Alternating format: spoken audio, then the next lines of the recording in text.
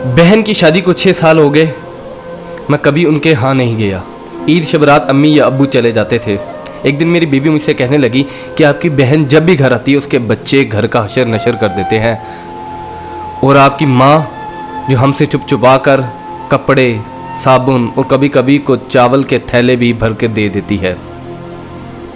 अपनी माँ से कहो ये हमारा घर है, कोई खैरात सेंटर नहीं। मुझे ये सुनकर बहुत गुस्सा आया कि मैं अपने घर का बहुत मुश्किल से गुजारा कर रहा था और मेरी माँ सब कुछ मेरी बहन को दे देती है। बहन एक दिन घर आई हुई थी तो उसके बेटे ने टीवी का रिमोट तोड़ दिया। मैंने माँ से गुस्से से कहा कि माँ, बहन को कहा करो ईद के दिन आया करे, और ये जो आप साबुन, चावल और ये जो चीज़ें देती हो इनको बंद करें। माँ चुप रही, लेकिन बहन ने ये सारी बातें सुन ली। 4 बज रहे थे, बच्चों को तैयार किया तो बहन ने कहा कि भाई मुझे बस स्टॉप तक छोड़ आओ। मैंने झूठे मुंह कहा बहन रुक जाती कुछ दिन। बहन मुस्कुराई और बोली नहीं भाई, बच्चों की छुट्टियां ख़त्म हो रही हैं, मुझे जाना है। फिर जब हम दोनों भाइयों में ज़मीन का बंटवारा हो रहा था तो मैंने साफ इनकार कर दिया कि मैं अपनी ज़मीन से बहन को हिस्सा नहीं दूंगा।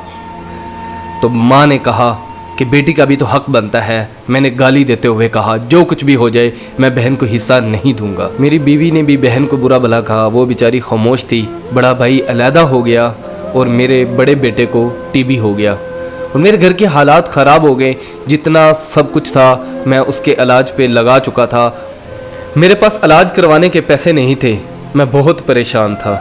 लाखों रुपए लगा चुका था और भूख सर पे थी। परेशानी की हालत में कमरे में बैठा शायद अपने हालात पे रो रहा था। उसी वक्त मेरे घर में वही बहन आई। मैंने गुस्से से बोला ये आ गई मनहूस। मैंने बीवी को कहा कुछ तैयार करो बहन के लिए। बीवी मेरे पास आई और कहा कोई ज़रूरत नहीं गोश्त और बिरयानी बनाने की। फिर 1 घंटे बाद वो मेरे पास आई। भाई परेशान हो? बहन ने मेरे सर पे हाथ फेरा, कहा बड़ी बहन हूँ तुम्हारी, गोद में खेलते रहे हो, अब देखो मुझसे बड़े लगते हो। फिर मेरे करीब हुई और अपने पर्स से कंगन निकाले और मेरे हाथ पे रख दिए और आहिस्ता से बोली पागल तू एम ही परेशान होता है। बच्चे स्कूल थे, सोचा दौड़ते दौड़ते भाई से मिल आऊं। ये कंगन बेचकर अपना खर्च करो और अपने बच्चे का इलाज करवाओ। शक्ल तो देख जरा तूने क्या हालत बना रखी है। मैं खामोश था, बहन की तरफ देखी जा रहा था। बहन ऐसा से बोली किसी को मत बताना, तुमको मेरी कसम है। मेरे माथे पे बोसा दिया और 1000 रुपया मुझे दिया जो 150 के नोट थे, शायद उसकी जमा पूंजी थी। मेरी जेब में डालकर बोली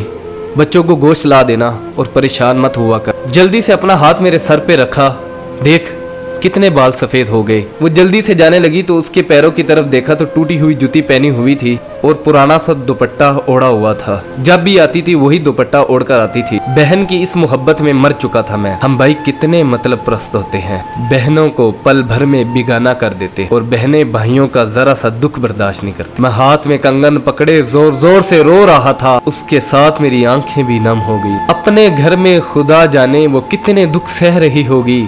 कुछ लम्हे के लिए अपनी बहनों के पास बैठकर हालचाल पूछ लिया करो, शायद उनके चेहरों पे कुछ लम्हों के लिए एक सुकून सा आ जाए। बहनें माँ का रूप होती हैं और भाई बाप का रूप होते हैं। स्टोरी अच्छी लगी हो तो इसको लाइक कर दीजिएगा, इसको शेयर भी कर दीजिएगा।